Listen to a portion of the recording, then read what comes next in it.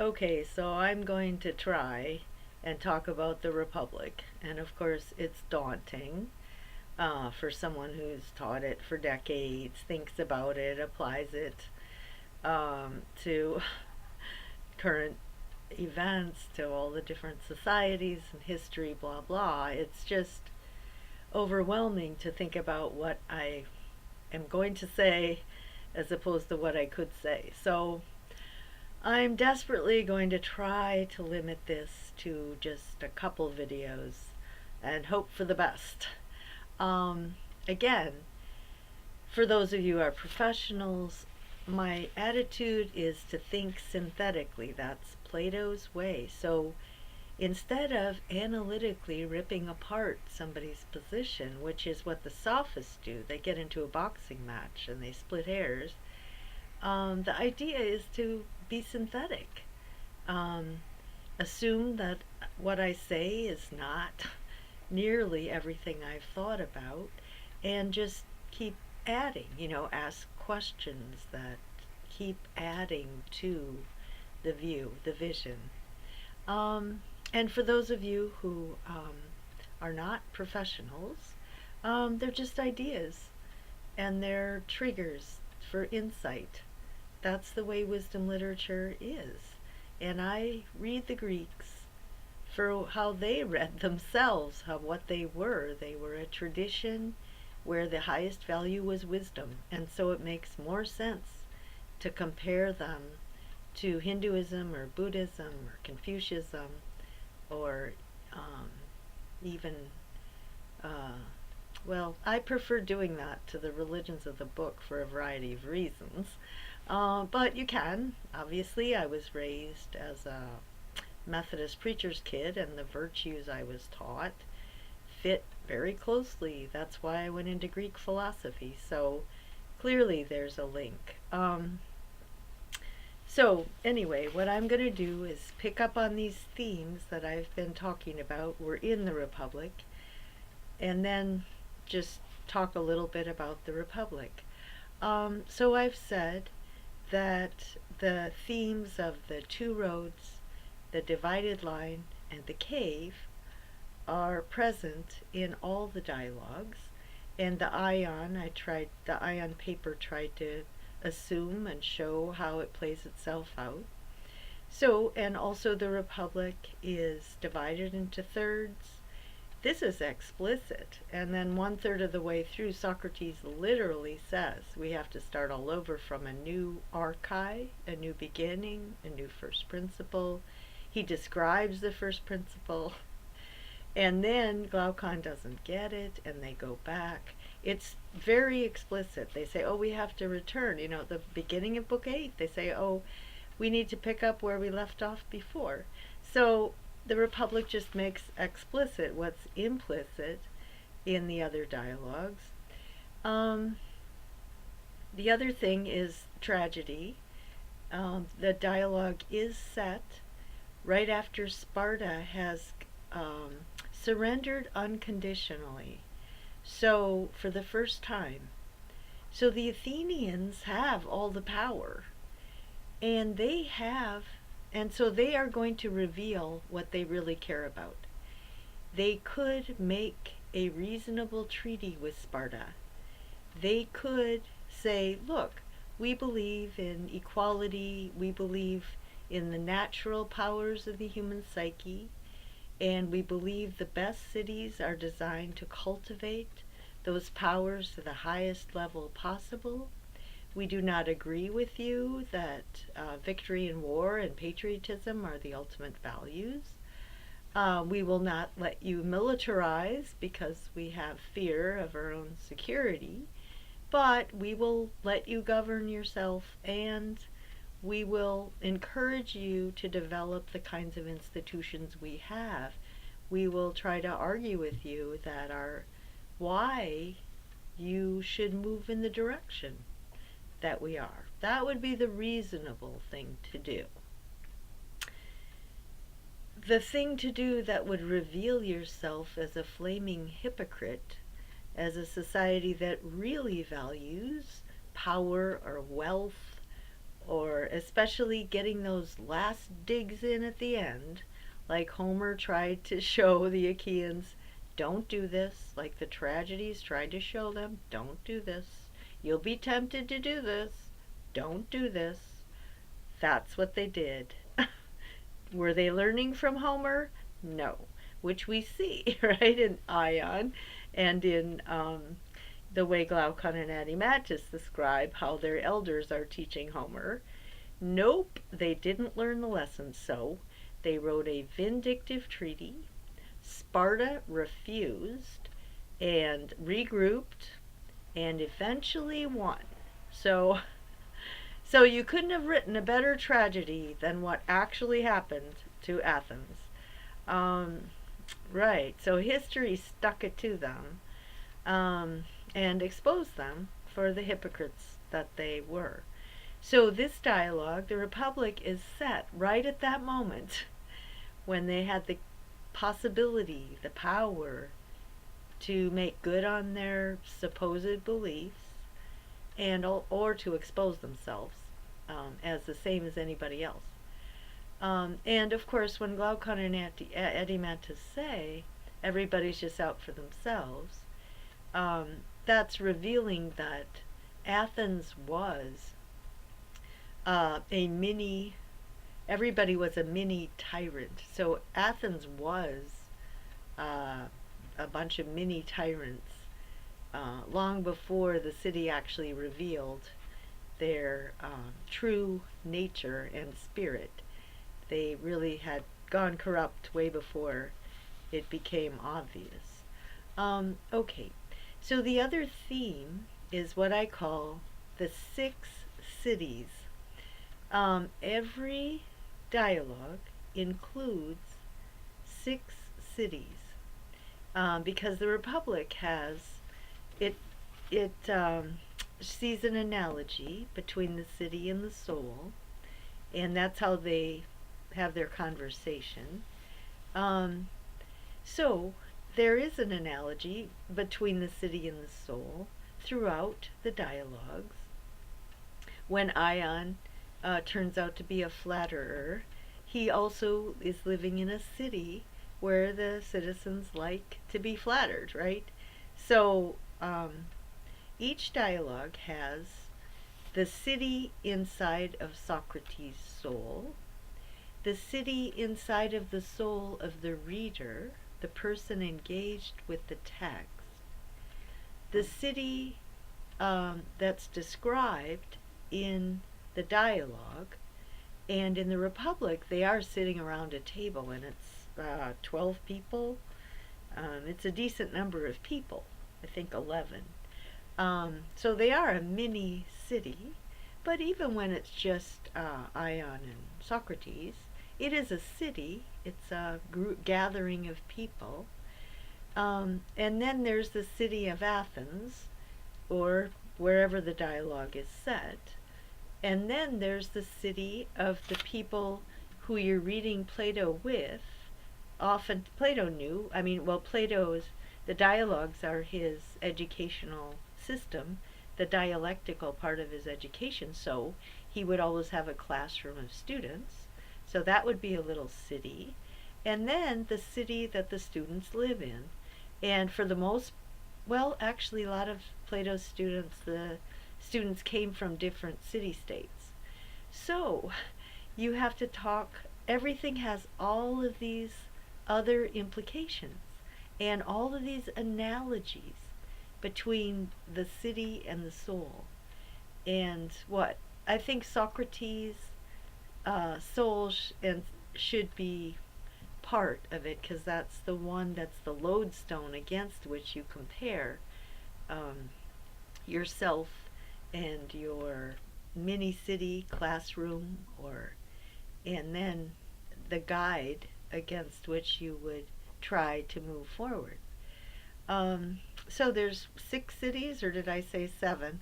Socrates, the reader, the classroom, the city that the people in the classroom are from, the interlocutors of Socrates, and then the city of Athens. So I guess that's 6.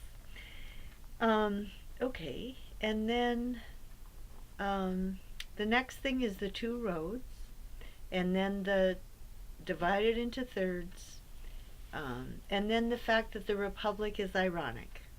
Okay, and it's ironic because this isn't really a republic. It appears to be a republic, it's not.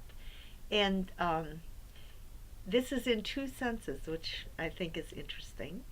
The republic in Book 4, or extended to Book 5, is appears to be, or the interlocutors think it's the ideal city. It's really not. It's a dictatorship, an extremely authoritarian dictatorship, and Socrates gives it up in the middle of Book 5.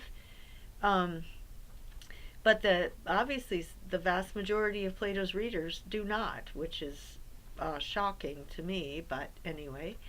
And then there's the city of Athens, which is also claims to be a republic or a society that's free and open where citizens take turns ruling and being ruled, and it's not. It's really a tyranny or chaos.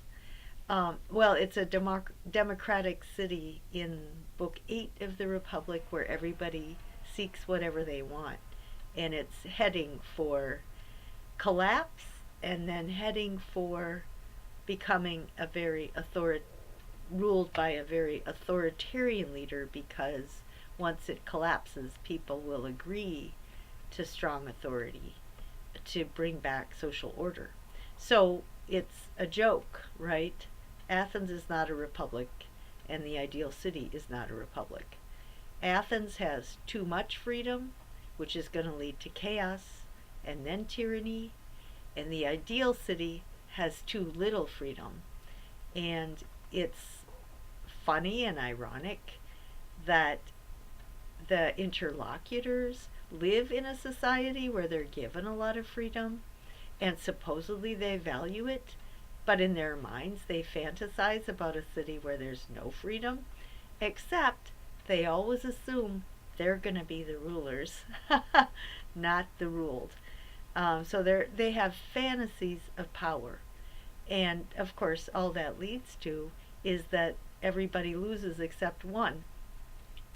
And the other thing that's interesting is okay, so Plato says in Book 8 that there's basically 5 different kinds of city and soul. Although Glaucon says at the beginning of Book 8 there was this 5th kind, and we had this kind of detour. That was the philosophical city and soul, and that one is totally different, substantially different from the others, and I'll talk about that later.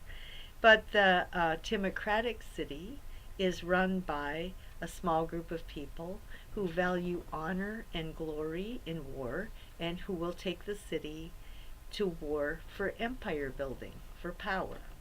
Then these are all the threats to democracy, or I won't say that word.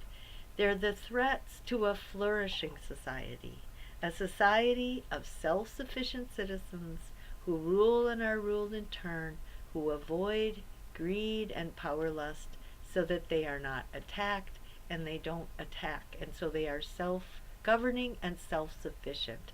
And they can flourish because they have leisure time, opportunities to develop the sciences and the arts. That's the ideal. The threats to that are people who love power, okay, the timocrats. If they get into power, they will drive the city in the direction of empire building. Now, my claim is, and then the oligarchs are the lovers of money. And if they get into power, they will drive the city in the direction of economic empire building. Then there are the lovers of freedom. If they get into power, they will drive the city into the self-indulgence of the masses, of everyone. People just being totally self-indulgent. They do whatever they want. Some of them seek power, some of them seek money, some of them live day by day pursuing whatever pleasure occurs to them at the moment They don't take on positions of authority. This is unsustainable completely. And then there's the tyrannical soul, the one who really wants to wrap the city around his little finger and become a single all-powerful person. Now, my claim is that the city in Book 4, and by extension Book 5, could be run by either timocrats, oligarchs, democrats, or a tyrant. It's structured that way. The philosophical city is the only one that could not be structured that way, requires a totally different structure. Which again is ironic, right? Well, that's ironic, and it's not the way it's usually read, but it's usually read literally, and I'm suggesting the whole Paideia tradition is reversal and recognition. This is what appears to be the case. The truth is the exact opposite. So anyway, in the democratic city, he says there's all types of souls. So, so the city in Book 4 could be run by any of those types. And then what actually happened was when Pericles was running it, he pandered to the citizens. This is what Socrates says in the Gorgias. And they ended up getting in debt, and the city was not being governed. The people who had the talent were either seeking money or power or just dissipated. They didn't want any kind of professional authority at all. And so the two tyrants, there were two of the worst tyrants that destroyed Athens. One of them on the left, one of them on the right. Alcibiades was the guy who was irreverent, and he mocked out religion, he mocked out patriotism. His obsession was to wrap the city around his finger, and he did, and he betrayed the city, and he helped the Spartans win, right? He was a traitor. So he destroyed the city from the left, from the extreme of questioning everything and being impulsive and doing whatever you want. Then Critias took over, and he was a tyrant in the name of God, mother, and apple pie, right? Patriotism, family values, and religion, and anybody who isn't on the program is ostracized or killed. So, but they're both tyrants. They're spiritually the same thing. They both try to wrap the city around their little finger. And that's the opposite of a city of self-governing adults that come together as citizens. They're self-sufficient, they're critical thinkers, and they avoid destabilizing the society. They avoid any need for authoritarian leaders, and if somebody tries to take over, they identify them right away and cut them off. Okay. So democracy has all different types. The people sitting around the table at Cephalus' house in Republic 1 are different types. And Glaucon is the one. Glaucon and Erymanthus are Plato's brothers. And that's interesting because Socrates did try to educate them, and he failed, but he succeeded with Plato. Also, Glaucon is the high-spirited one that is the more likely to become a timocrat. Erymanthus is the one who's all upset when the rulers get their private property taken away from them, because he says, well, you're taking away property from the people who basically own the society. So he's the one that would be tempted to go for money. And then Plato, of course, was wisdom. And again, this is the same as Paris's choice. He had to choose between Aphrodite, pleasure and money, Hera, power, or Athena, wisdom, because it's the human condition. I mean, the pattern just keeps repeating itself, because that's the way life is. We need security, so we have to have a military. We need food, drink, and sex, so pleasure is always an issue, and wealth. And then wisdom is always a possibility. Okay, at the beginning of the Republic, the first sentence, we went down. That's a theme in the Republic that the philosophers would rather stay away outside of the city and just think and have an intellectual life. But for the sake of the city, they will come down. But um, in Book 1, Socrates comes down when Glaucon and Adimantus ask him to educate them. Well, first in Book 1, they just have this little power struggle, and it's a matter of power. Once they get into the room, they want Socrates to teach them. So it's a teachable moment. And so, yes, the philosopher will come down to try and educate the youth or trying to educate the populace if they ask. But if they don't want you there, you can't make anybody learn anything.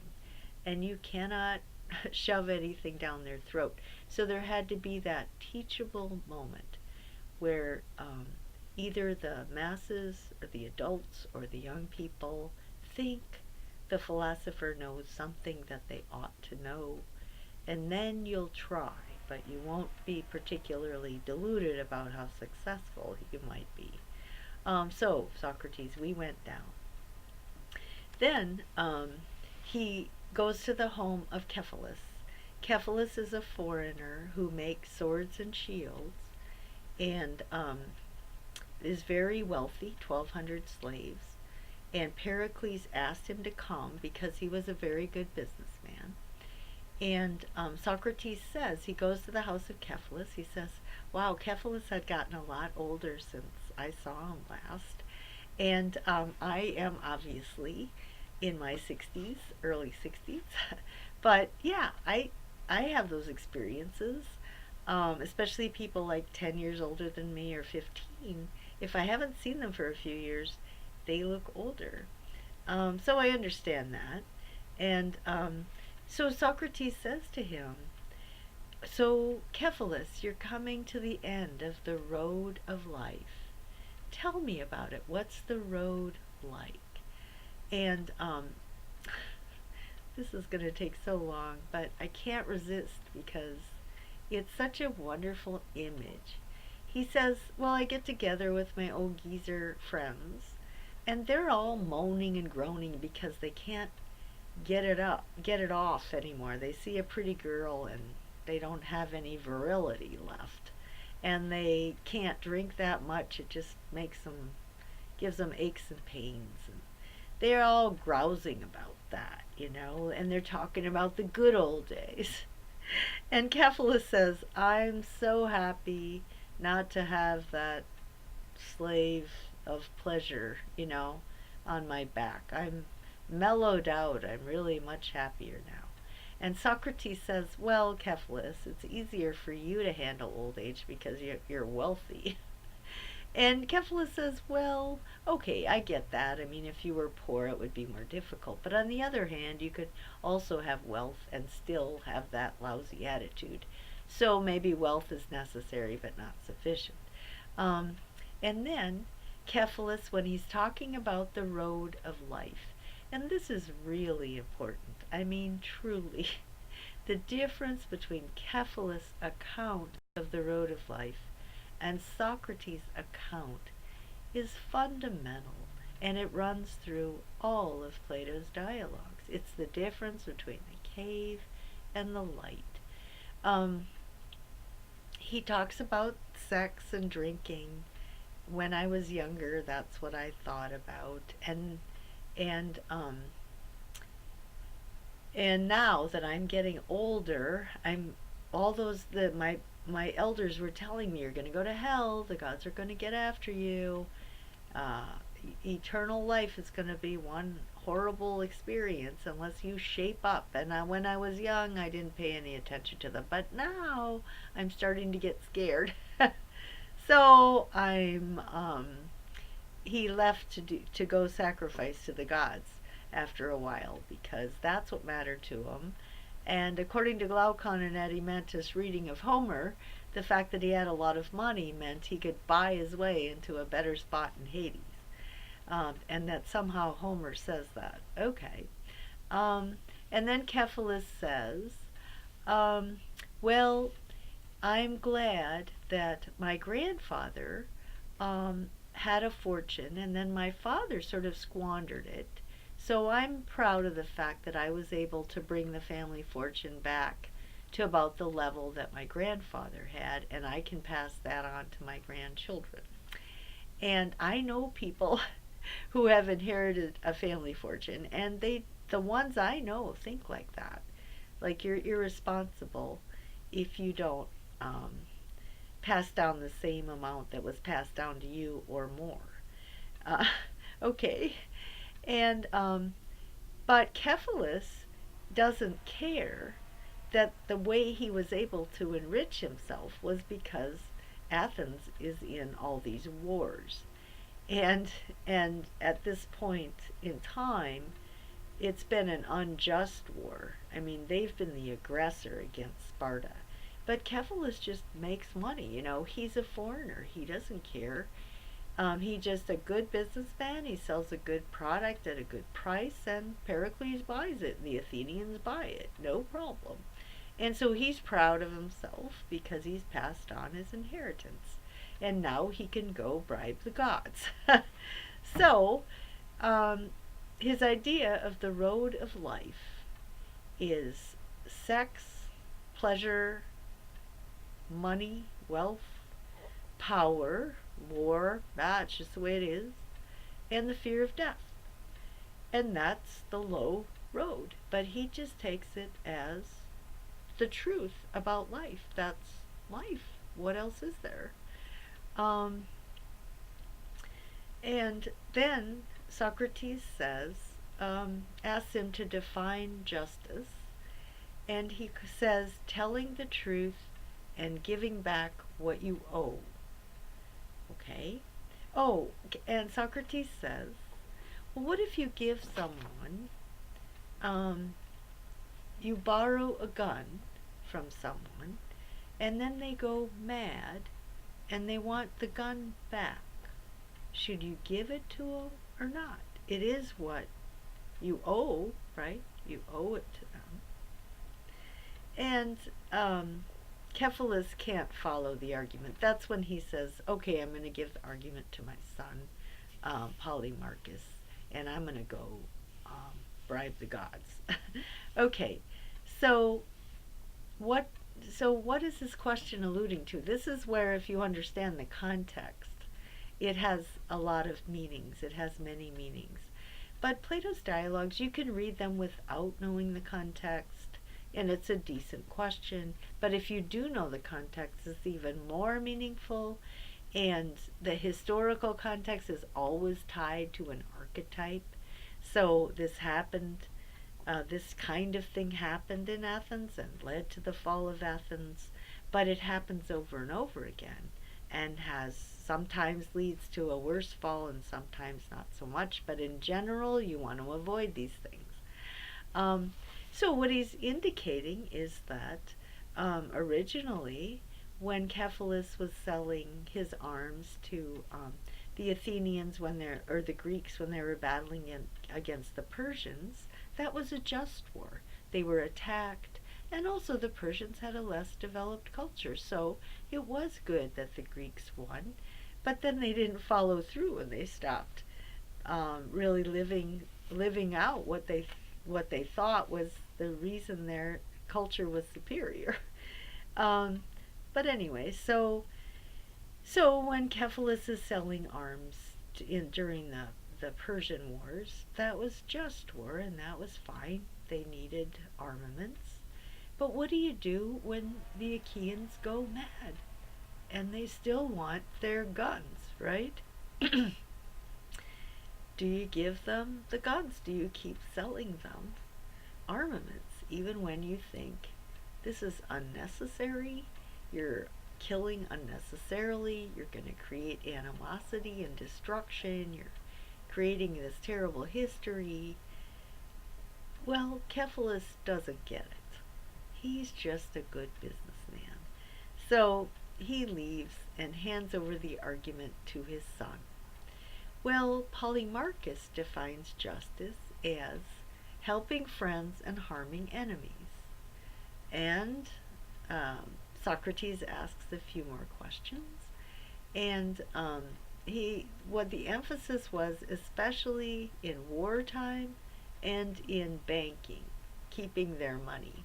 So again, it reduces itself to power and wealth.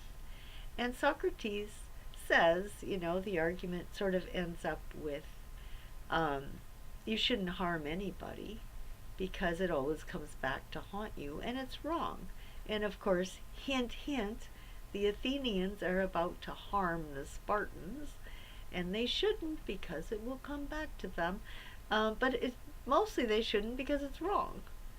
Um, and then, but also I mean, if these guys had read Homer and tragedy, revenge, so many stories of revenge, and how that only makes things worse.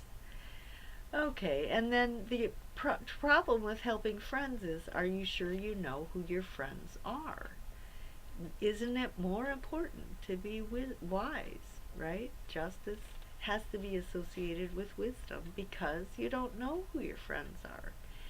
And the irony there is that when Critias took over, Polemarchus didn't think anything of it. He's a foreigner. He just stays home and lets the the locals take care of their issues and their political stuff. Well, Critias gets on his high horse and gets on his podium, whatever. It says, those foreigners made all that money off of us. They exploited us. We're going to take their wealth back. That was our wealth, and it was corrupt, right? They encouraged us to go to war. It's their fault we went to war, or whatever. Anyway, Critias justifies confiscating their wealth because they're foreigners and they shouldn't get rich off of our pain. All right. I mean, it's a totally ridiculous argument since the Athenians had 100% of the political power, and those guys are just selling them what they want. But no, you have to find someone to blame. Why don't you blame the guy with money and then you can take it? Which has happened more than once. Let's put it that way. I'm not going to think of the analogy that I think of, but okay. So Polemarchus, I think he, I think he was killed, and his brother escaped barely with his life. But the point is, he didn't know who his friends were, and he thought the Athenians were his friends, and they turned on him. And so wisdom would have been more important. And then Thrasymachus comes along, and he acts like a wild beast. He's disgusted at the way Socrates is questioning, and he is frothing at the mouth, basically. And so he finally gets a chance to speak. And he's a sophist who teaches persuasion. And he says justice is the advantage of the stronger. And what does that mean? It means whoever is in power, whether they are Democrats or oligarchs or timocrats, monarchs, aristocrats, whether it's one or the few or the many, they will define justice in a way that maintains and justifies their power. Or, I would say, a little footnote, whoever wants to take over power will define justice in the way that justifies their power struggle, their effort to rebel and overtake. So justice is the advantage of the stronger just means people construct social reality to gain power, which sounds like deconstruction or something. But it's not like the people who think that recent trends are like new, yeah, whatever. But anyway, so Socrates says, well, how do you know who the stronger is? And do you mean the guy who has a bigger body. No. And so Socrates basically silenced Thrasymachus. Oh, yeah. Thrasymachus says that a city is like, a ruler is like the shepherd who takes care of the sheep and then slaughters them, right? He uses his dogs to organize, keep the sheep herded together, and then his whole reason for having sheep is to get them slaughtered for his own self interest. So rulers rule in order to gain more and more power. It's all self interest. And then Socrates says, now wait a second. You're talking about the money maker, not the shepherd. When the shepherd is acting as a shepherd, he's ruling for the well being of the sheep. He has to know how to keep the sheep healthy. As a shepherd, he cares about the sheep. As a money maker, that's a different story. Okay? As a money maker, he would slaughter them, but not as a shepherd. And Thrasymachus, I think Thrasymachus loses the argument, and he's silenced. And then Socrates' main conclusion is that justice is natural, it's a power of the soul, and it's defined as ruling for the well-being of the ruled. And justice becomes an issue because people need each other. And so because they need each other, they depend on each other to meet those needs. And so every kind of authority position involves a ruler and a ruled, which might be parent-child, or employer-employee, or teacher-student. But in every case, to be a just teacher, a just parent, you use the authority you have to nurture the people over whom you have it in the particular way that they depend on you, right? So if you're a shoemaker, the people need you because they need shoes. And if you're a real shoemaker, you make shoes for the well-being of the feet of the people who you give them to, and then usually you also make money. But as a shoemaker, you care about the people who need shoes. They need you to have shoes so they can have shoes, and you provide them with what they need.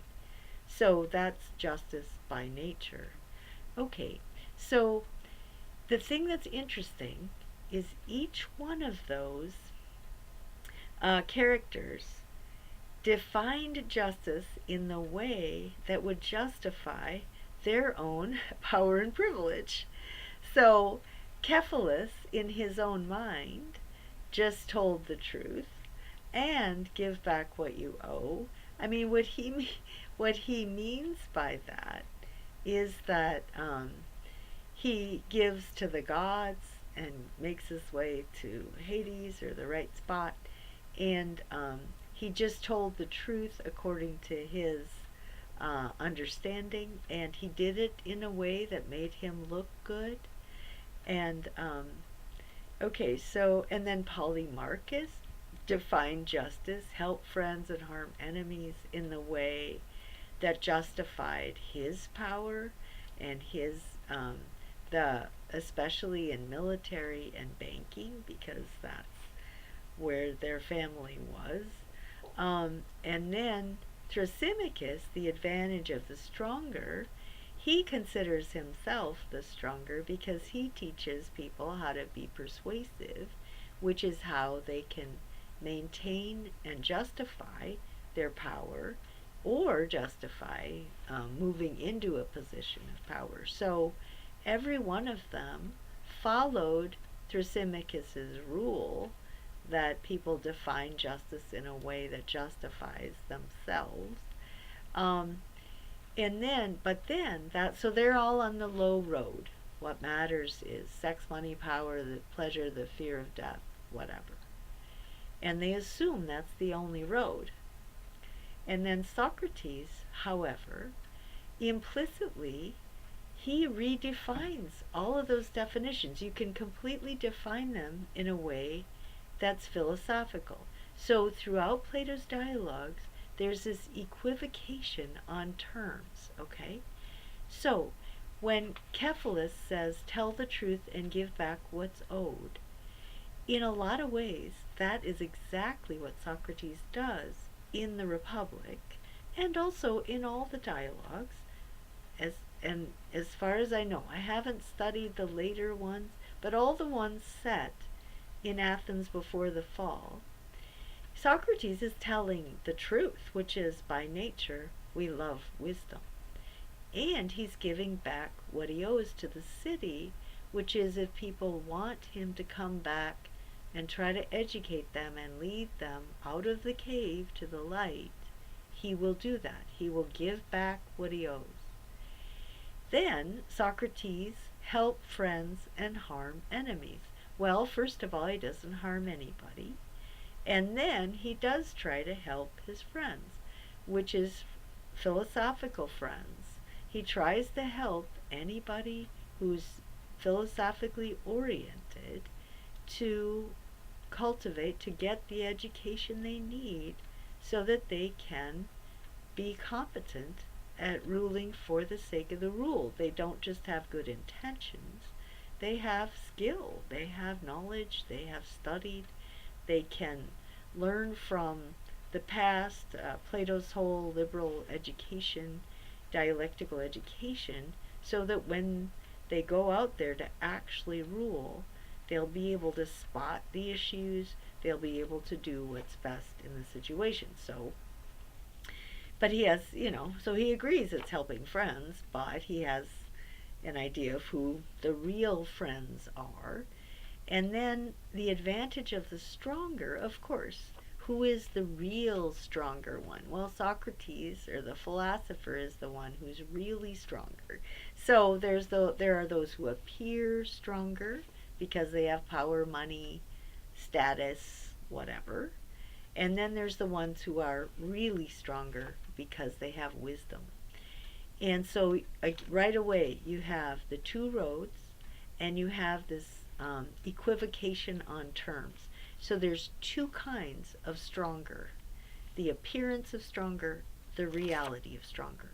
Two kinds of friends, two kinds of owing, two ideas of truth, and they're fundamentally different. They don't bleed into each other. They're fundamentally different.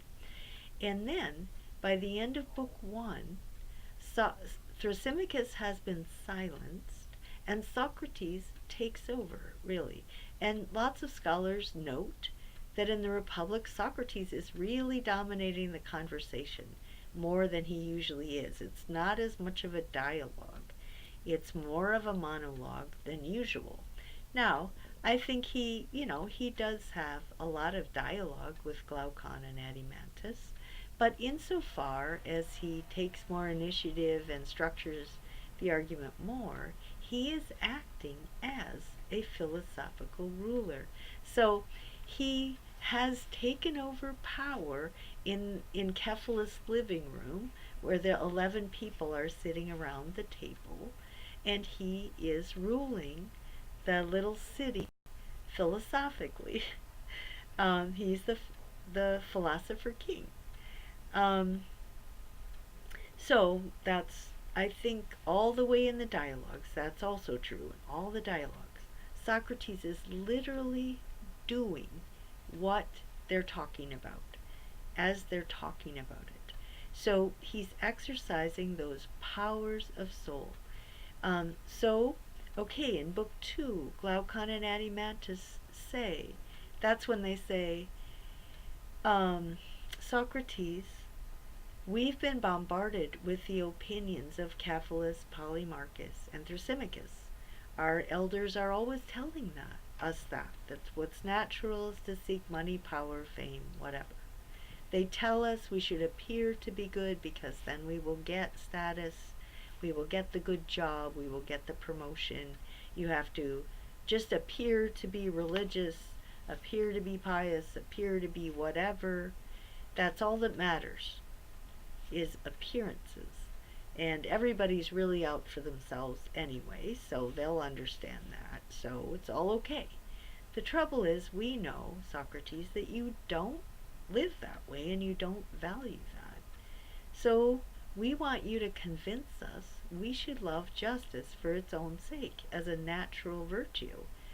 We want you to convince us you can't be a flourishing human being unless you love justice.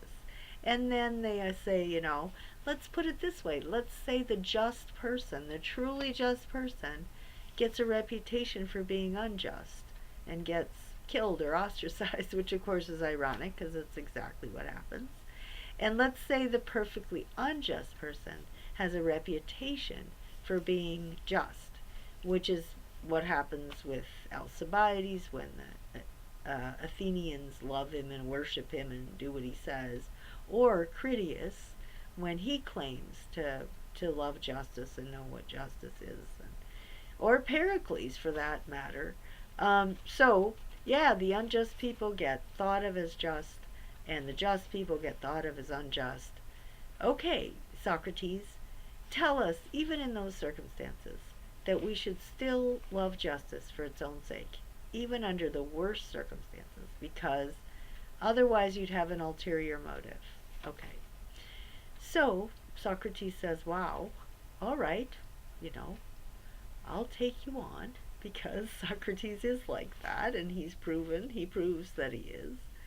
And then he starts out with the city of sows. Well, why do we have cities? Because we need each other and we depend on each other, and that's how we get cities. We come together to meet each other's needs. People are by nature social and political beings. That's the implied view. It's true. Aristotle actually says it. Okay, and then he sets up this city of based on just necessary goods, no luxuries, no excesses. And he has this image of people gathering together and singing hymns to the gods, and everything is very structured and ordered and no problem. And Glaucon says, well, wait a second. You forgot the couches and the dessert. Like, where's the chocolate? Yeah, where's the chocolate? That's what I want to know. So Socrates says, oh, you don't want the healthy city. You want the luxurious city. You want the sick city. Oh, I didn't know that's what you wanted. And so he says, well, that's okay, because now if we do that, we can learn how the powers, and it's the word dunamis, the powers of justice and injustice arise in the city and in the soul. So, because of Glaucon, and Socrates says this is Glaucon City, this is not my city. But because of that, we're going to check out the whole human condition, good and evil. And this, of course, is what tragedies did and what Homer did. And so it's what Plato does, too. That you have to know the whole span of capacities that human beings have if you're going to be a good ruler. You have to know some people are really nasty and how nasty they are and all that sort of stuff. And Socrates obviously is very savvy about human character. He understands who he's talking to, and he figures out how to match his speech to the person in order to try and lead them toward the light.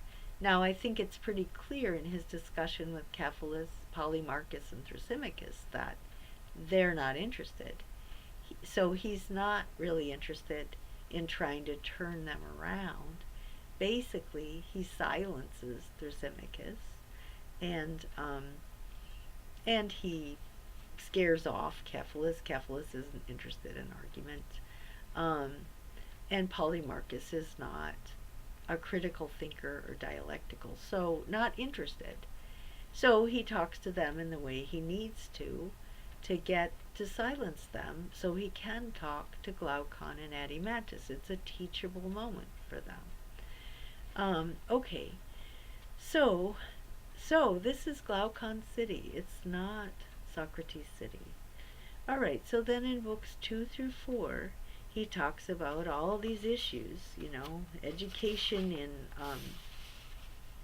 music and physical education. And he says, well, okay, the model is of a three-part soul. The appetitive part is by far the biggest part. And so the rulers have to calculate how to repress the appetitive part, and they use the soldier class to keep it in control. And that arose out of the desire for luxuries. Okay, well, if we seek, and Socrates says, if we seek luxuries, the appetitive part, and for as an end, we're definitely going to run out of resources in space. So we're going to have to attack another country. So we're going to have a military. And then we're going to have rulers who rule the military. Okay, so now we have a three-class system that corresponds to the three parts of the soul. The appetitive part desires, the calculating part figures out how to control the desires, and the spirited part is the part that tries to keep appetites in control. Okay, so reasoning tells the spirited part you have to starve yourself or you have to exercise or whatever, and your spirit has to be at war with your appetites, and you get mad if you don't exercise. So you're internally conflicted. What you want isn't good, so you always have to be putting your appetites down and calculating how to I don't know, eat without gaining weight or drink without getting drunk.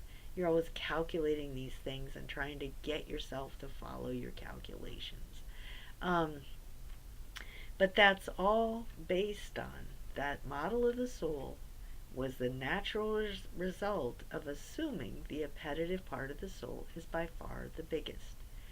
And then he describes music education, physical education, religious education, and he advocates censorship of Homer. And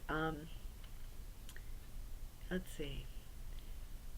Oh, yeah, he describes medicine, two ways to exercise medicine. One is people are naturally healthy, they drink something, they throw up, they vomit, and they go back to work after 3 days.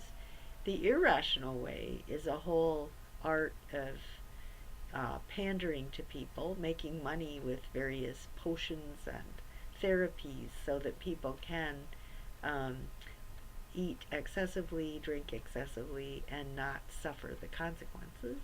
That's a corrupt form of medicine. Then he talks about the corrupt form of a legal system where you're just trying to get around the judge, hoping for a sleeping judge, and you're trying to manipulate juries and judges instead of just accepting the rule of law, um, accepting what the rulers say. So, um, all right, I'm going to just have to go fast. But the main point here is the four virtues in Book 4. And those virtues are based on people are by nature irrational. So they have to be told what to do by the people on top. This is very Hobbesian. It doesn't, people on top just calculate how to keep everybody in order, the sovereign. It doesn't matter what laws he makes. All that matters is that everybody obeys them. So the sovereign has absolute power, but that's okay, because if people are like wild beasts that are uncontrollable, this is the only way to have order, and people are happier and they flourish better if they have an absolute ruler who's never questioned and has complete power. That is the best way. If people by nature are just animals are insatiable animals. Other animals don't get obese and all that. We are a particularly unique animal that wants excesses. Okay. Um, so, so the definition of courage is citizen courage. It's the courage to face fear and early death for the sake of what the rulers say is necessary. So going to war, if the rulers say we have to go to war, so you're obedient to what the rulers say, how they define courage. You don't question whether a war is just or unjust. So courage, the power to preserve through everything, the belief about what things are to be feared, the things that the lawgiver declared to be such in the course of educating. Okay, and so it's blind obedience. You don't question. You just do what the rulers say. And Socrates says, my account of civic courage. This is civic courage. And then we'll discuss courage more fully at some other time. Okay, what about temperance or moderation? It's defined as a kind of order, the mastery of certain kinds of pleasures and desires. And he talks about self-control, and Socrates says, yeah, it's kind of confusing. How can you say you're at war with yourself? Yourself is yourself. Okay, and he says, agreement between the naturally worse, the appetitive, and the naturally better, as to which of the two is to rule both in the city and in each part of the soul. So, you agree that the rulers should rule. You don't question the rulers. And then you also don't question within your own mind that you should eat right and all these other dictums that your reason is handing down to you in terms of limiting your pleasures, sex, drink, and eating, I think. Okay, then he says, what is justice in this city? And I mean, there's so many red flags about this. He says, well, I can't find it. It's kind of dark down here. Glaucon, you have to help me hunt for it. Well, they're obviously in the cave, They're in a cave. It's dark down here. We gotta find this.